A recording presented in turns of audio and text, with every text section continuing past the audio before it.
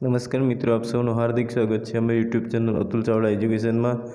આજે આપણે ચર્ચા કરવાના છે ભારતની અર્થવ્યવસ્થા વિશે, જેનો પહેલો ભાગ છે આપણો ભારતીય અર્થતંત્ર, અને એમાંથી આપણે ભારતનું અર્થતંત્રનું માળખું, એમાંથી આપણે 30 MCQ લઈ અને આ વિડીયો બનાવી રહ્યા છીએ। તો ચાલો મિત્રો જોઈએ આજના MCQનો વિડીયો। તો સૌ પ્રથમ પહેલો છે કે નીચેના વિધાનો વાંચો। તો મિત્રો નીચેના વિધાનોમાં પહેલું છે કે ગ્રામ્ય વિસ્તારોમાં પણ ઉદ્યોગ અને સેવા ક્ષેત્ર આવક સર્જનમાં મોટો ફાળો આપે છે। બીજું છે ભારત આવકની દ્રષ્ટિએ ખેતી પ્રધાન નથી। ત્રીજું છે રોજગારીની દ્રષ્ટિએ ભારત ખેતી પ્રધાન છે। અને ચોથું છે કે ઉદ્યોગ ક્ષેત્રે ભારતમાં રોજગારીનું પ્રમાણ વધતું ગયું છે। તો ઉપરમાંથી શું સાચું છે? તો મિત્રો આપણી પાસે 4 ઓપ્શન છે। એ 1, 2, 3 અને 4, બી 1, 2, 3 અને 4, સી 2 અને 3 અને ડી 3 અને 4। તો મિત્રો ઉપરમાંથી એક પણ સાચું નથી, એટલે એનો જવાબ છે ઓપ્શન બી 1, 2, 3 અને 4। ત્યાર પછીનો આપણો પ્રશ્ન છે, નીચેના વિધાનો વાંચો। સૌપ્રથમ પહેલું છે કે ગ્રામ્ય વિસ્તારોમાં કૃષિ ક્ષેત્રનો વૃદ્ધિ દર 2007 અને 2009 દરમિયાન 3% વધી રહ્યો છે। બીજું છે એમાં ગ્રામ્ય વિસ્તારોમાં ઔદ્યોગિકરણ ઝડપથી વધી રહ્યું છે। ત્રીજો છે ગ્રામ્ય વિસ્તારોની કુલ આવકમાં ખેતી ક્ષેત્રનો ફાળો સતત ઘટી રહ્યો છે। અને ચોથું છે કે ગ્રામ્ય ક્ષેત્રનો રાષ્ટ્રીય આવકમાં ફાળો ધીમી ગતિએ પણ સતત ઘટી રહ્યો છે।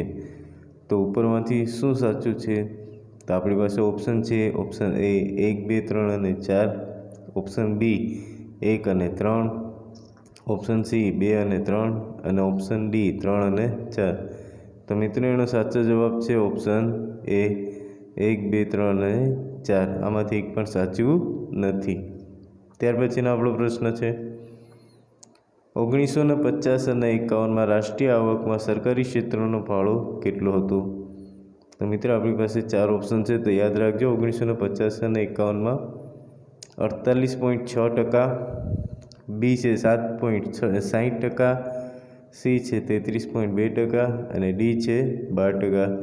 તો મિત્રો યાદ રાખજો 1950 અને 51માં રાષ્ટ્રીય આવકમાં સરકારી ક્ષેત્રનો ફાળો કેટલો હતો? તો કે 7.60%। તો એનો સાચો જવાબ છે ઓપ્શન બી 7.60%। ત્યાર પછીનો આપણો પ્રશ્ન છે, ભારતમાં રાષ્ટ્રીય આવકની ગણતરી કરવા માટે જાહેર ક્ષેત્રમાં શાનો સમાવેશ થાય છે? તો ઓપ્શન એ છે સરકારી વહીવટ, ઓપ્શન બી છે ખાતાકીય અને બિનખાતાકીય સાહસો, ઓપ્શન સી એ સ્વાયત્ત સંસ્થાઓ અને ઓપ્શન ડી છે ઉપરોક્ત તમામ। તો મિત્રો રાષ્ટ્રીય આવકની ગણતરી જાહેર ક્ષેત્રમાં 3 વિભાગ દ્વારા કરવામાં આવે છે, એટલે એનો સાચો જવાબ છે ઓપ્શન ડી ઉપરોક્ત તમામ। ત્યાર પછીનો આપણો પ્રશ્ન છે 5મો, પહેલી જ વાર દેશની રાષ્ટ્રીય આવક વિશે સર્વગ્રાહી માહિતી કોણે પૂરી પાડી હતી? તો આપણી પાસે 4 ઓપ્શન છે। એ આયોજન પંચ દ્વારા, બી નાણાં પંચ દ્વારા, સી રાષ્ટ્રીય આવક સમિતિ દ્વારા અને ડી બંધારણ સમિતિ દ્વારા।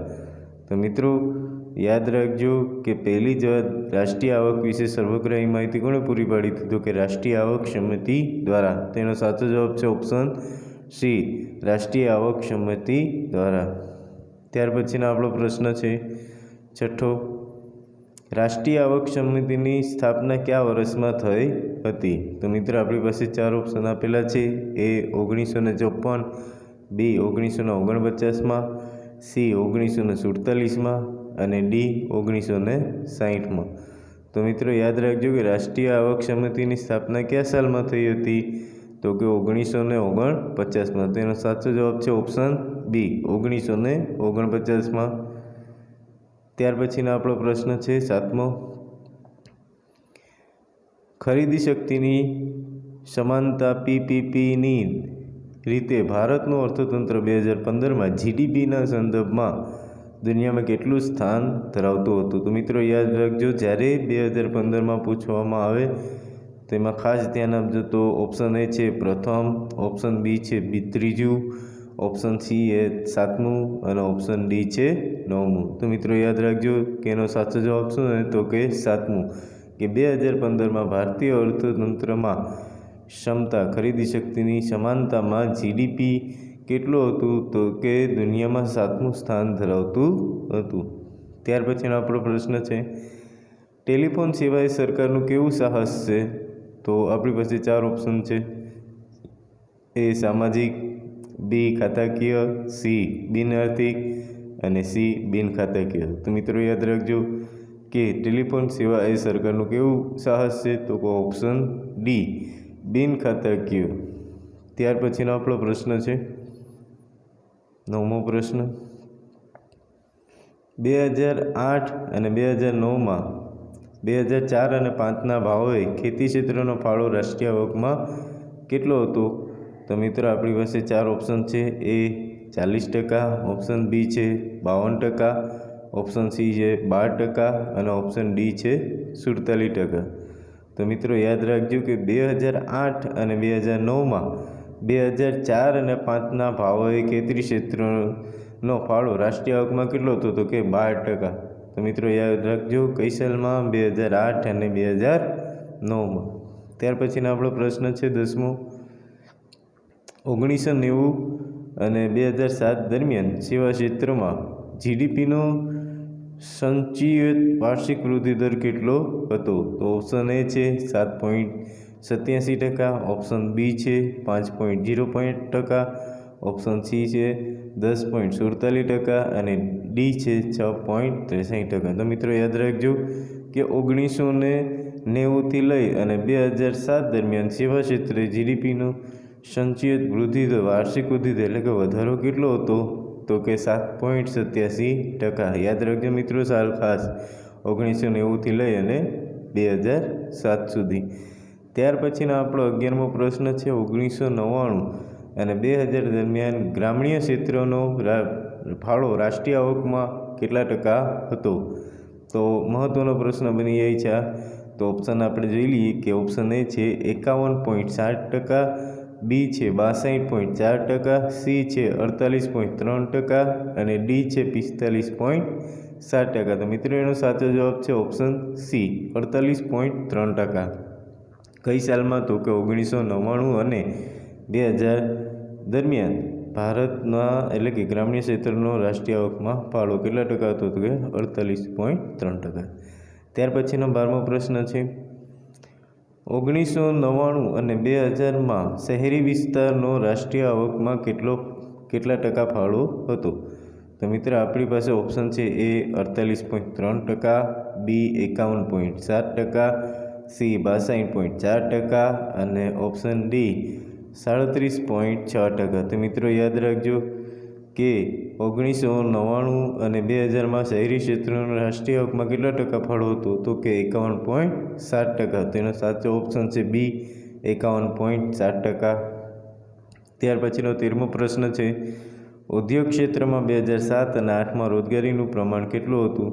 તો option A 18.7%, option B 55.9%, option C 25.4% અને ઓપ્શન ડી 11.2%. તો મિત્રો યાદ રાખજો કે ઉદ્યોગ ક્ષેત્રમાં 2008 અને 2008માં રોજગારીનું પ્રમાણ કેટલું હતું તો કે 18.7%. તેનો સાચો જવાબ છે 18.7%, ઓપ્શન એ. ત્યાર પછીનો આપણો પ્રશ્ન છે 14મો, 2007 અને 8માં સેવા ક્ષેત્રમાં રોજગારીનું ટકાવારીનું પ્રમાણ કેટલું હતું? તો મિત્રો ખાસ યાદ રાખજો 2007 અને 8માં જે સેવા ક્ષેત્ર છે એમાં રોજગારીનું ટકાવારી કેટલું હતું? તો ઓપ્શન એ છે 55.9%, બી ઓપ્શન છે 18.7% અને ઓપ્શન સી છે 25.4% અને ઓપ્શન ડી છે 74%. તો મિત્રો યાદ રાખજો કે એનો સાચો જવાબ શું છે તો કે સી 25.4%. ત્યાર પછીનો 15મો પ્રશ્ન, ભારતમાં સૌથી વધુ રોજગારી કયા ક્ષેત્રે સર્જાય છે? તો ઓપ્શન એ છે ઉદ્યોગમાં, ઓપ્શન બી છે ખેતીમાં, ઓપ્શન સી એ અને બી અને ઓપ્શન ડી સેવા. તો મિત્રો ભારતમાં સૌથી વધુ રોજગારી કયા ક્ષેત્રમાં સર્જાય છે તો કે ખેતીમાં. કારણ કે આપણો દેશ કેવો છે તો કે ખેતી પ્રધાન ત્યાર પછીનો આપણો પ્રશ્ન છે 16મો, રાષ્ટ્રીય આવક સમિતિના સભ્યો કોણ હતા? તો ઓપ્શન એ છે પીસી મહાલનોબિસ, બી છે આપણે ડીઆર ગાડગીલ અને સી છે વીકેઆર વી રાવ, તો અને ઓપ્શન ડી છે ઉપરોક્ત ત્રણેય. તો મિત્રો યાદ રાખજો કે રાષ્ટ્રીય આવક સમિતિના સભ્યો કોણ હતો? તો ઓપ્શન ડી ઉપરોક્ત ત્રણેય. તો જ્યારે પણ આ ત્રણેયમાંથી કોઈ એકનું નામ આવે ત્યારે આપણે રાઈટ કરી દેવાનું. તો મિત્રો રાષ્ટ્રીય આવક સમિતિની સ્થાપના ક્યારે થઈ હતી? તો કે 1949માં. અને રાષ્ટ્રીય આવકના સમિતિના સભ્યો કોણ હતા? તો કે પીસી મહાલનોબિસ, ડીઆર ગાડગીલ, વીકેઆર વી રાવ. બરાબર. તો આ મિત્રો ખાસ યાદ રાખજો. ત્યાર પછીનો આપણો પ્રશ્ન છે 17મો, નીચેના વિધાનો વાંચો. તો નીચેના વિધાનો વાંચોમાં 17માં આપણે જોઈએ પહેલું, કેન્દ્ર સરકારની કંપનીઓની સંખ્યા 2010માં કેટલી હતી? 246 હતી. બી, બીએસએનએલની સ્થાપના 1991માં થઈ. ત્રીજું છે ભારતની રાષ્ટ્રીય આવકમાં ખેતી ક્ષેત્રનો ફાળો સ્થિર રહ્યો છે. અને ચોથો છે ઉદ્યોગ ક્ષેત્રમાં રોજગારીનું પ્રમાણ સતત વધી ગયું છે. તો ઉપરમાંથી સાચું કયું છે? તો મિત્રો ઉપરમાંથી આપણે ઓપ્શનમાં જોઈએ તો પહેલું છે 2 અને 3 અને 4. બી છે આપણે 1, 3 અને 4. સી છે 1 અને 4 અને ઓપ્શન ડી છે 1 અને 3. તો મિત્રો યાદ રાખજો કે ઉપરમાંથી ફક્ત 1 અને 4 સાચું છે. પહેલું કે કેન્દ્ર સરકારની કંપનીઓની સંખ્યા 2010માં કેટલી હતી? તો કે 246. અને ચોથું છે આપણે ઉદ્યોગ ક્ષેત્રમાં રોજગારીનું પ્રમાણ સતત કેવું થતું ગયું છે? તો કે વધતું ગયું છે. તો મિત્રો સાચો જવાબ છે ઓપ્શન સી. ત્યાર પછીનો આપણો પ્રશ્ન છે 18મો પ્રશ્ન, નીચેના વિધાનો વાંચો. પહેલું છે ભારતમાં ઉદ્યોગો કરતાં સેવા ક્ષેત્રે વધુ રોજગારી ઉત્પન્ન થાય છે. બીજું છે ખેતી ક્ષેત્રે રોજગારીનું પ્રમાણ ઝડપથી ઘટતું નથી. ત્રીજો છે 2000થી લઈ અને 8 દરમિયાન માથાદીઠ આવકનો વાર્ષિક વૃદ્ધિ દર 7.9% રહ્યો છે. અને ચોથો છે તમામ વિકસિત દેશોમાં 50%થી વધુ રોજગારી સેવા ક્ષેત્રે મળે છે. તો ઉપરમાંથી કયું સાચું છે? તો ઓપ્શન એ છે 1, 2, 3 અને 4. ઓપ્શન બી છે 1, 2 અને 3. ઓપ્શન સી છે 1, 3 અને 4 અને ઓપ્શન ડી છે 2, 3 અને 4. તો મિત્રો યાદ રાખજો કે 4 કેવા છે? તો કે સાચા છે કે ભારતમાં ઉદ્યોગો કરતાં સેવા ક્ષેત્રે વધુ રોજગારી ઉત્પન્ન થાય છે. ખેતી ક્ષેત્રે રોજગારીનું પ્રમાણ ઝડપથી ઘટતું નથી. અને ત્રીજું છે 2000થી લઈ અને 8 દરમિયાન માથાદીઠ આવકનો વૃદ્ધિ દર કેટલા ટકા રહ્યો છે? તો કે 7.9%. અને તમામ વિકસિત દેશોમાં 50%થી વધુ રોજગારી સેવા ક્ષેત્રે મળે છે. ત્યાર પછીનો આપણો પ્રશ્ન છે 19મો, નીચેના વિધાનોમાંથી કયું સાચું વિધાન છે? તો મિત્રો આપણી પાસે પહેલું જોઈએ આપણે, ભારતમાં ખેતી ક્ષેત્રે પુરુષો કરતાં વધારે સ્ત્રીઓ રોજગારી મેળવે છે. બીજો છે ખેતી ક્ષેત્રે ખેડૂતોનું પ્રમાણ ઘટે છે અને ખેતમજૂરોનું પ્રમાણ વધે છે. ત્રીજું છે ખેતી ક્ષેત્રે સૌથી ઓછી રોજગારી પૂરી પાડનાર રાજ્ય કેરળ છે. અને ચોથું છે ગ્રામ્ય અને શહેરી ક્ષેત્ર વચ્ચે માથાદીઠ આવકની અસમાનતા વધી છે.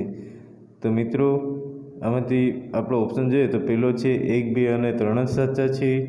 બી ઓપ્શન જોઈએ તો 1, 3 અને 4 જ સાચા છે. અને ઓપ્શન સી જોઈએ તો 2 અને 3 સાચા છે. અને ઓપ્શન ડી જોઈએ તો 1, 2, 3 અને 4 સાચા છે. તો મિત્રો એનો સાચો આન્સર છે ઓપ્શન ડી. 4 કેવા છે? તો કે સાચા છે. ત્યાર પછીનો આપણો 20મો પ્રશ્ન, 1950થી લઈ અને 1951માં ભારતીય સેવા ક્ષેત્રનો રાષ્ટ્રીય આવકમાં કેટલો ફાળો હતો? તો મિત્રો આપણી પાસે ઓપ્શન છે એ 59%, બી 57%, સી 33% અને ડી 42%. તો મિત્રો યાદ રાખજો કે 1950 અને 51માં ભારતમાં સેવા ક્ષેત્રનો રાષ્ટ્રીય આવકમાં કેટલો ફાળો? તો કે 33%. 1950 અને 51માં કેવા ક્ષેત્રનો? તો કે સેવા ક્ષેત્રનો.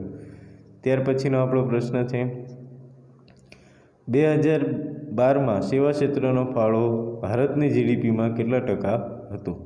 તો આપણી પાસે 4 ઓપ્શન છે. એ 56.9%, બી 59%, સી 64% અને ડી 50%. તો મિત્રો યાદ રાખજો કે સેવા ક્ષેત્રનો 2012માં જીડીપીમાં કેટલા ટકા હતું? તો કે 56.9%. ત્યાર પછીનો આપણો પ્રશ્ન છે 22મો. ભારતમાં જીડીપીનો વૃદ્ધિ દર સૌથી વધુ 9% કરતાં વધારે કયા સમયગાળા દરમિયાન રહ્યો છે? તો ઓપ્શન એ છે 2008 અને 2011માં, ઓપ્શન બી છે 2005 અને 2008માં, ઓપ્શન સી છે 2001થી 2004માં અને ઓપ્શન ડી છે 2004 અને 2007માં. તો મિત્રો એનો સાચો જવાબ છે ઓપ્શન બી. 2005થી લઈ અને 2008માં જીડીપીનો વૃદ્ધિ દર સૌથી વધુ 9% આ સમયગાળા દરમિયાન રહ્યો છે. ત્યાર પછીનો 23મો પ્રશ્ન છે ભારતનો જીડીપીનો વૃદ્ધિ દર કયા સમયગાળા દરમિયાન 5%થી નીચે રહ્યો છે? તો આપણી પાસે ઓપ્શન છે. એ 2012થી લઈ અને 2014માં, બી 2010થી 2012માં, સી 2008થી 2010માં અને ડી 2006થી 2008માં. તો મિત્રો યાદ રાખજો કે 5%થી પણ નીચે કઈ સાલમાં રહ્યો છે? તો કે 2012 અને 2014માં. તેનો સાચો ઓપ્શન છે ઓપ્શન એ. ત્યાર પછીનો આપણો પ્રશ્ન છે 24મો. કયા પરિબળોને લીધે ભારતમાં 2012 અને 2014ના ગાળા દરમિયાન વૃદ્ધિ દર નીચો રહ્યો છે? ઓપ્શન એ છે આરોગ્ય લક્ષ્યાંક ધરાવતી સબસિડી, ઓપ્શન બી છે પ્રોજેક્ટની દરખાસ્તો વિશે ઝડપી નિર્ણયનો અભાવ, ઓપ્શન સી છે જરૂરી કૌશલ્યનો અભાવ અને ઓપ્શન ડી છે ઉપરોક્ત તમામ. તો મિત્રો એનો સાચો જવાબ છે ઉપરોક્ત તમામ, એટલે કે ઓપ્શન ડી. બરાબર, એટલે કે આરોગ્ય લક્ષ્યાંક ધરાવતી સબસિડીનો અભાવ હતો, પ્રોજેક્ટની દરખાસ્તો વિશે ઝડપી નિર્ણયનો અભાવ અને જરૂરી કૌશલ્યનો અભાવ. તો 2012 અને 2014માં વૃદ્ધિ દર નીચે રહ્યો, આ એના પરિબળોને લીધે રહ્યો હતો. ત્યાર પછીનો આપણો પ્રશ્ન છે 25મો. સેવા ક્ષેત્રે ભારતમાં 2011 અને 2012માં કેટલી રોજગારી પેદા થતી હતી? તો ઓપ્શન એ છે 26.9%, ઓપ્શન બી છે 48.3%, ઓપ્શન સી છે 24.3% અને ઓપ્શન ડી છે 9.2%. તો મિત્રો યાદ રાખજો કે 11 અને 12માં કેટલા ટકા રોજગારી પેદા થતી હતી સેવા ક્ષેત્રમાં 2011 અને 12માં? તો કે 26.9%. તેનો સાચો જવાબ છે ઓપ્શન એ. ત્યાર પછીનો આપણો 26મો પ્રશ્ન છે નીચેના વિધાનો વાંચો. ઓપ્શન એમાં પહેલો જ છે ભારતમાં સૌથી વધુ રોજગારી ખેતી ક્ષેત્ર અને સંબંધિત ક્ષેત્રમાં પેદા થાય છે. બીજો છે ભારતમાં સેવા ક્ષેત્રએ ઉદ્યોગ ક્ષેત્ર કરતાં વધારે રોજગારી પેદા થાય છે. ત્રીજો છે 2004 અને 5થી 2011 અને 12 દરમિયાન ભારતમાં ખેતી અને સંલગ્ન ક્ષેત્રોમાં શ્રમ દળનું પ્રમાણ ઘટ્યું છે. ચોથો છે ઉદ્યોગ અને સેવા ક્ષેત્રે સંયુક્ત રીતે પેદા થતી રોજગારીનું પ્રમાણ ખેતી અને સંબંધિત ક્ષેત્રની રોજગારી કરતાં કેવું છે? ઓછું. તો ઉપરમાંથી સાચું કયું છે? તો ઓપ્શન એ 1, 3 અને 4, બી છે 2, 3 અને 4, સી છે 1, 2 અને 3 અને ડી છે 1, 2 અને 4. તો મિત્રો એનો સાચો જવાબ છે ઓપ્શન એ 1, 3 અને 4. તો પહેલું ભારતમાં સૌથી વધુ રોજગારી ખેતી અને સંબંધિત ક્ષેત્રોમાં પેદા થાય છે. અને ત્રીજો છે આપણો સાચો 2004 અને 5થી લઈ 2011 અને 12 દરમિયાન ભારતમાં ખેતી અને સંલગ્ન ક્ષેત્રોમાં શ્રમનું દર પ્રમાણ ઘટ્યું છે. અને ચોથો આપણો સાચો છે ઉદ્યોગ અને સેવા ક્ષેત્રે સંયુક્ત રીતે પેદા થતી રોજગારીનું પ્રમાણ ખેતી સંબંધિત અને ક્ષેત્રની રોજગારીમાં કરતાં ઓછું છે. ત્યાર પછીનો આપણો 27મો પ્રશ્ન છે 2012 અને 2014 દરમિયાન ભારતમાં જીડીપીનો વૃદ્ધિ દર નીચે રહ્યો હોવાનું કારણ શું ગણવામાં આવે છે? ઓપ્શન એ છે પ્રોજેક્ટની દરખાસ્તો અંગે ઝડપી નિર્ણયનો અભાવ, બીજો છે ખોટી રીતે લક્ષ્યાંકિત સબસિડી, ત્રીજો છે ખાસ કરીને મૂડીગત વસ્તુનો ઉત્પાદનનો નીચો પાયો અને ચોથું છે કૃષિ ક્ષેત્રમાં ઊંચા વૃદ્ધિ દરનો અભાવ. તો મિત્રો ઓપ્શન જોઈએ તો પહેલું છે 1, 2 અને 3, ઓપ્શન બી છે 1, 2, 3 અને 4, ઓપ્શન ડી છે 1, 3 અને 4 અને ઓપ્શન ડી છે 1, 2 અને 4. તો મિત્રો યાદ રાખજો કેનો સાચો જવાબ કયો છે તો કે ઓપ્શન બી 1, 2, 3 અને 4 કેવા છે તો કે સાચા. આને લીધે 2012 અને 2014માં જીડીપીનો વૃદ્ધિ દર કેવો રહ્યો હતો તો કે નીચો રહ્યો હતો. ત્યાર પછીનો પ્રશ્ન છે 28મો. ભારતમાં પહેલીવાર રોકાણ દર 30% કરતાં વધારે ક્યારે થયું તો ઓપ્શન એ છે 1999 અને 2000માં, ઓપ્શન બી છે 1991 અને 92માં, ઓપ્શન સી છે 2004 અને 5માં અને ઓપ્શન ડી છે 2010 અને 11. તો મિત્રો યાદ રાખજો કે ભારતમાં પહેલીવાર રોકાણ 30% કરતાં પણ વધારે કઈ સાલમાં તો કે 2004 અને 5માં. તો સાચો જવાબ છે ઓપ્શન સી 2004 અને 5. ત્યાર પછીનો 29મો પ્રશ્ન.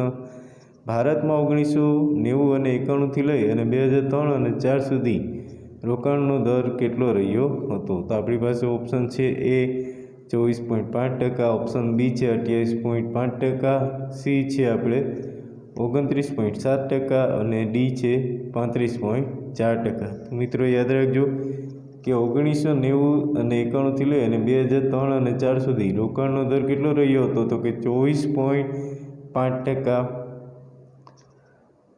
ત્યાર પછીનો આપણો પ્રશ્ન છે 30મો છેલ્લો. 2004 અને 5થી લઈ અને 2012 અને 13 દરમિયાન રોકાણ દર ભારતમાં કેટલા ટકા રહ્યો હતો તો રોકાણનો દર કેટલો રહ્યો હતો તો ઓપ્શન એ છે 35.4%, ઓપ્શન બી છે 24.5%, ઓપ્શન સી છે 29.7% અને ઓપ્શન ડી છે 18.2%. તો મિત્રો એનો સાચો જવાબ છે ઓપ્શન એ 35.4%. તો મિત્રો અહીંયા વિડીયો આપણો પૂરો થાય છે અને તો અમારો વિડીયો કેવો લાગ્યો પ્લીઝ કમેન્ટ બોક્સમાં જણાવો.